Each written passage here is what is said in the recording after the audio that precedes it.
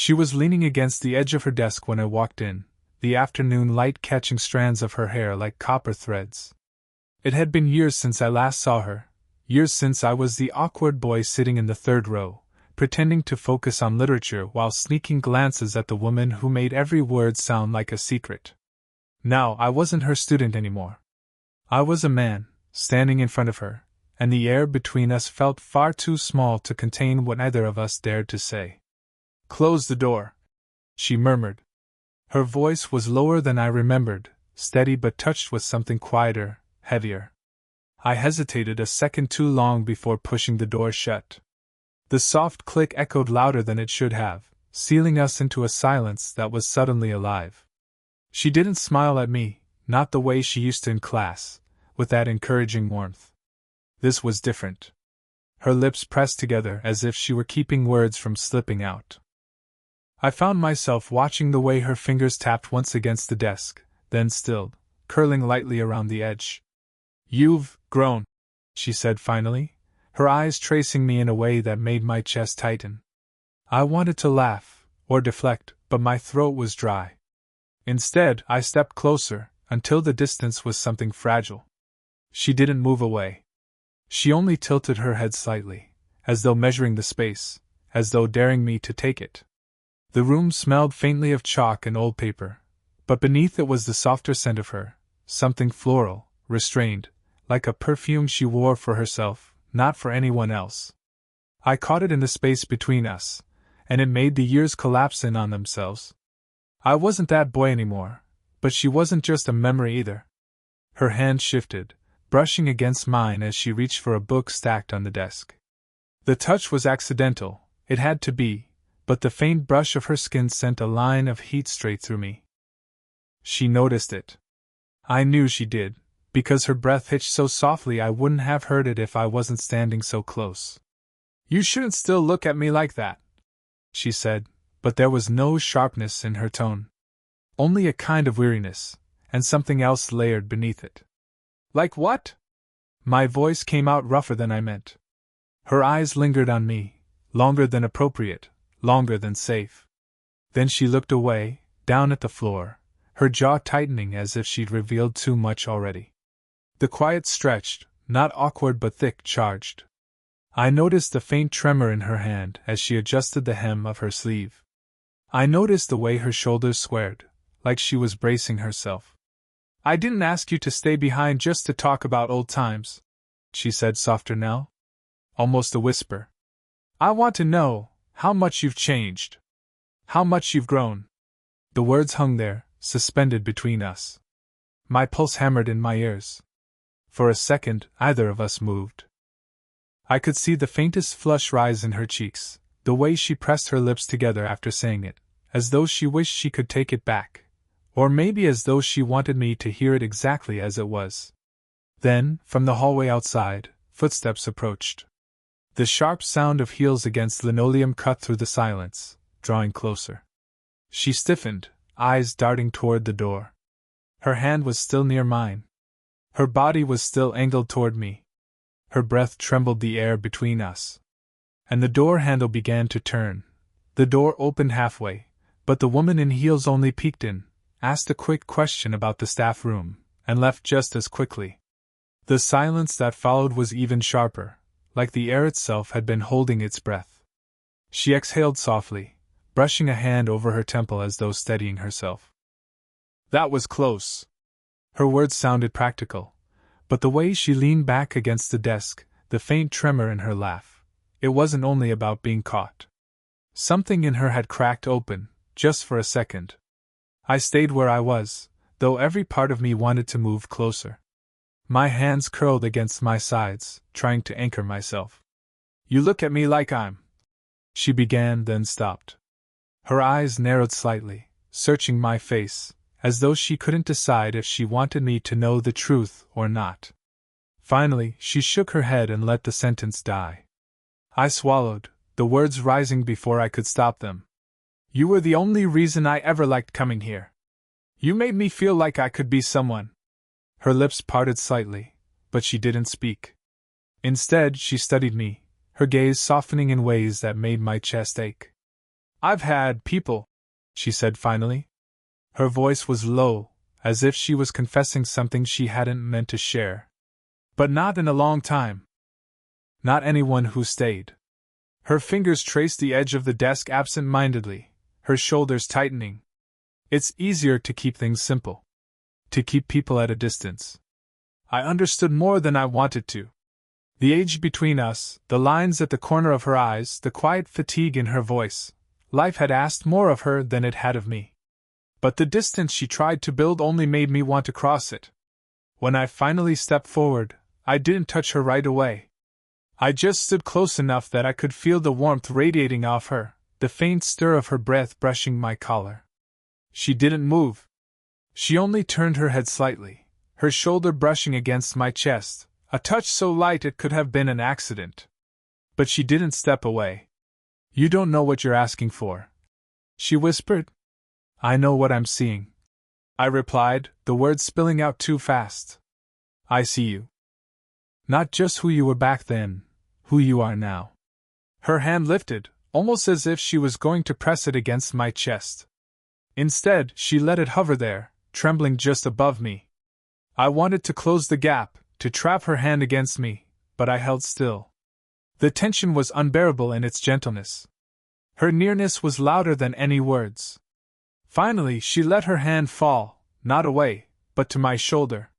Just the weight of her palm, steady, hesitant, but undeniably there. It wasn't a kiss. It wasn't a confession.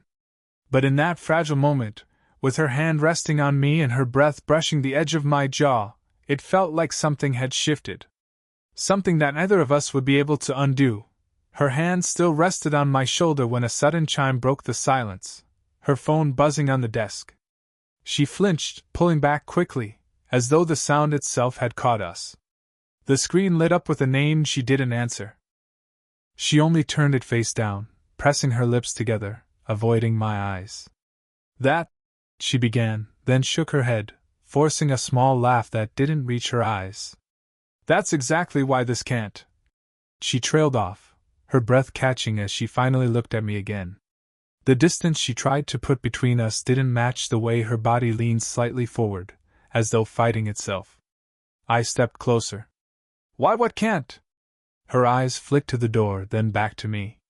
The hall outside was quiet, but we both knew it wasn't safe. It wasn't only about being caught here, it was the age gap, the whispers that would follow, the questions neither of us could answer. You're too young, she said finally, her voice barely audible. And I'm not who you think I am.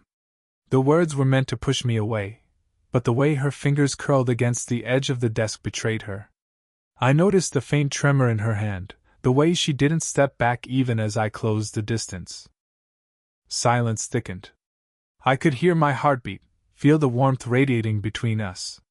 She looked at me for too long, then broke away, lowering her gaze. You don't know how people talk, she whispered. What they'll say. How they'll look at me. I wanted to answer, but footsteps sounded faintly in the hall again, and the tension snapped tight. Without thinking, I reached out and touched her wrist, guiding her back toward the shadowed corner of the room. She let me, or maybe she wanted to. We stood there, too close, hidden from the doorway, both of us holding our breath as the sound of voices passed by. When the noise faded, I didn't let go right away. My hand lingered around her wrist, the pulse beneath her skin fast against my touch. She noticed. She always noticed. Her breath brushed against my cheek when she finally turned her head toward me. The distance between us was a fraction now. My lips hovered near hers, close enough to feel the faint warmth, but not daring to close the space.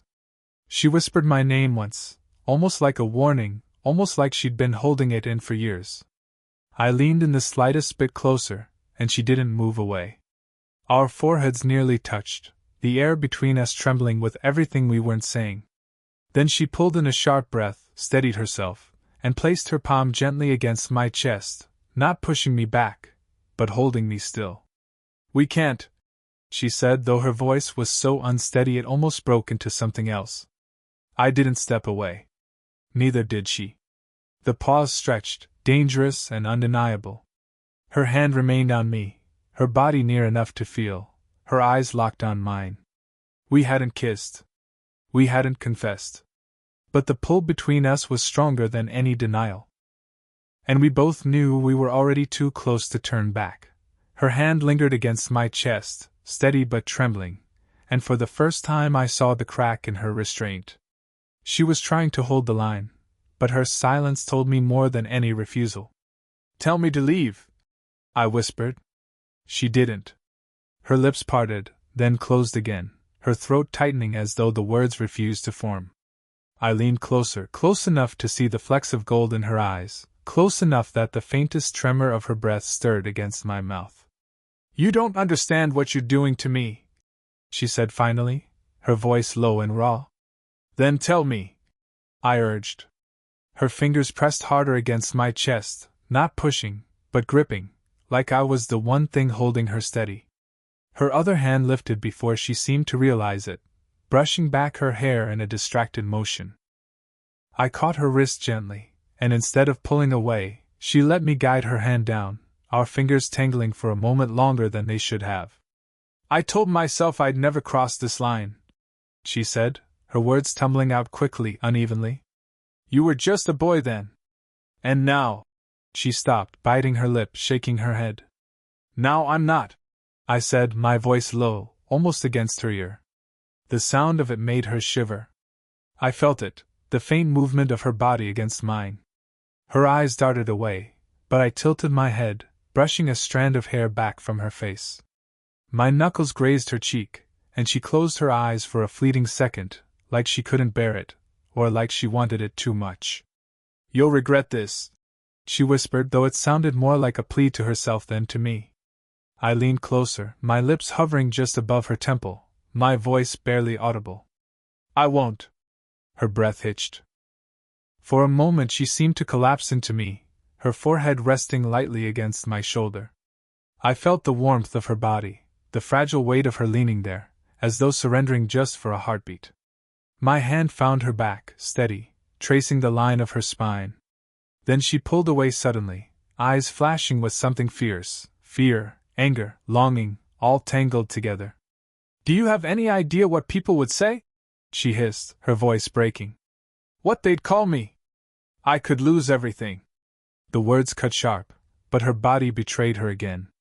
She hadn't stepped away. Her hand was still tangled in mine. "I don't care what they say," I said, louder than I meant to, my voice rough with something I couldn't hold back anymore. The silence that followed was unbearable.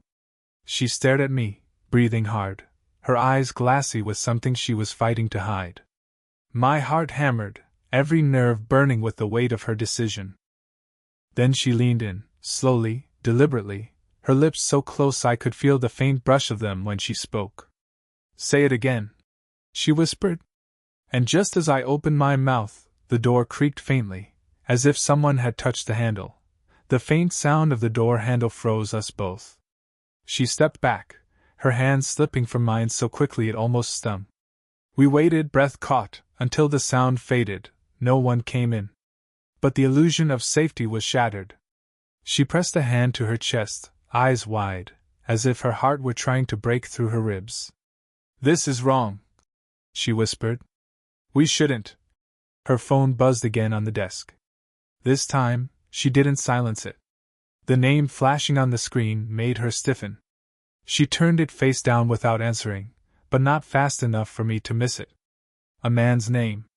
I blinked, something sharp tugging at me. "You're with someone." Her head snapped up, her expression torn between guilt and defiance. "It's not like that." "Then what is it?"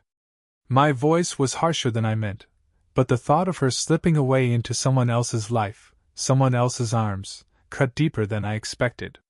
She stepped closer, almost in anger, but it only brought her nearer. I could see the way her hands trembled at her sides. "He's not. He was never mine." "Not really." "Just someone I said yes to because it was easier than being alone." Her confession cracked something inside me. The shame in her voice was raw, unguarded. She looked down, as if she couldn't bear my gaze, and brushed past me toward the window. Her shoulder grazed mine in passing, and the touch burned more than any kiss could have. I followed her. Then why him and not? I stopped myself, my throat tight. She turned sharply, eyes glistening, her face close enough that I could feel the heat of her breath. Because you were untouchable, she said, her voice breaking. Because wanting you was the one thing I couldn't admit. Not then. Not even now. Her words hit like a storm, knocking every barrier down. For a moment, the room was only the sound of our breathing, the space between us pulsing like a live wire. She trembled, trying to step back, but my hand caught hers before she could. Her fingers clenched around mine, not resisting, but clinging. The silence stretched, unbearable. She shook her head faintly, eyes locked on me, lips parted as though she was about to say more but couldn't. I brushed my thumb against the back of her hand, slow, deliberate. You think hiding it makes it go away?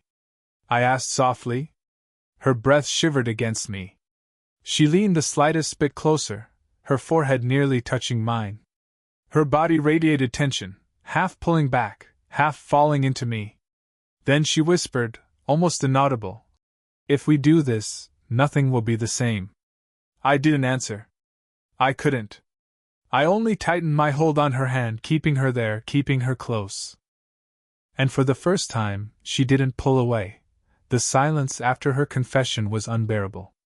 I could hear the faint hum of the lights, the distant clatter of doors somewhere down the hall, but in the space between us, nothing but the pounding of my own heart. Her hand remained in mine, fragile and trembling, but she wasn't pulling away anymore. She was waiting. "Say something," she whispered, her voice almost breaking. I stepped closer until only inches remained between us. My free hand lifted, hesitating in the air before brushing a loose strand of hair from her face. My fingers grazed her temple, the line of her cheek, and she closed her eyes like the touch was too much to bear. "I can't stop wanting you," I said, the words raw, stripped of everything I tried to hold back. Her eyes opened again, shining, full of everything she'd been trying to hide. She pressed her lips together, as if to stop herself from answering, but then she exhaled and whispered, "Neither can I." The admission cracked something open. Our foreheads touched, a fragile press, both of us trembling with the weight of it. Her breath warmed my lips, quick and uneven. Every instinct screamed to close the gap, to end the unbearable distance, but she held me still with the faintest pressure of her hand on my chest. "This is the line," she said, her voice barely audible. "Once we cross it, we don't go back." "Then don't stop me," I murmured. Her body leaned into mine, subtle but undeniable. I felt the rise and fall of her breath against me, the way her fingers tightened around mine as though she was already falling and needed something to hold on to. The air was too thick, too charged. My nose brushed hers. Her lips parted, a whisper away, her eyes fluttering shut. For one suspended second, we hovered at the edge of everything, her hand clutching my shirt, my body aching to close the space. Then she moved first. Not a full kiss, not yet, but the softest press of her lips at the corner of my mouth, fleeting, trembling, like she was testing the weight of her own decision. It was enough to undo me. I turned, catching her mouth with mine, a kiss that wasn't gentle but desperate, years of restraint breaking all at once. Her hands fisted in my shirt. Mine cupped her face, pulling her closer until no space remained. It wasn't perfect, it wasn't careful, it was messy, urgent, human. And when she finally broke away, breathless, her forehead rested against mine, both of us shaking. "There's no going back," she whispered. "I don't want to," I said, certain now. For the first time, there was no deflection, no silence, no half-truth between us. Just two people who had crossed the line together, and understood exactly what it meant. The kiss lingered on my lips even after we pulled apart, the room strangely quiet, like the air itself was holding on to the moment. She was still pressed close, her hands gripping my shirt, her forehead leaning against mine as though she couldn't bear to let go. For a long time, neither of us spoke. Our breaths mixed, uneven, soft. The hallway outside was silent again, but the risk of discovery no longer felt like the only thing keeping us apart. It was us, our fear, our hesitation, our years of telling ourselves it couldn't happen. Finally, she drew in a trembling breath. You don't know how long I've fought this. I pulled back just enough to see her face, my thumb brushing her cheek. You don't have to fight anymore. Her eyes glistened, uncertain but no longer denying what she felt. You're too young to understand what this means. Then let me learn, I said, steady, quiet. With you. Her lips parted, and for once she didn't argue. Instead, she exhaled shakily and rested her head against my chest. The weight of her there felt grounding, real. My arms slid around her, holding her in a way that said more than any words. She didn't resist. She only clung tighter, like she'd been waiting for this release longer than I'd known. We stayed like that, wrapped in silence in each other, until her breathing evened out. She tilted her face up at last, eyes searching mine, and whispered, This is dangerous. Then we'll be careful, I murmured, pressing a soft kiss to her forehead. She closed her eyes at the touch, her body melting into mine. There was nothing flashy about it, nothing dramatic. Just two people who had finally stopped running from the truth. The doubts were still there, the world outside still waiting, but inside this room, it didn't matter. Her hand found mine, fingers lacing tightly, like she was afraid I'd slip away if she let go. I squeezed back, firm, steady. We'll figure it out. She nodded faintly, her cheek brushing against my chest, a small smile flickering at the corner of her mouth. For the first time all day, the tension in her shoulders eased. We sat together on the edge of the desk, close enough that our knees touched, her hands still tangled with mine.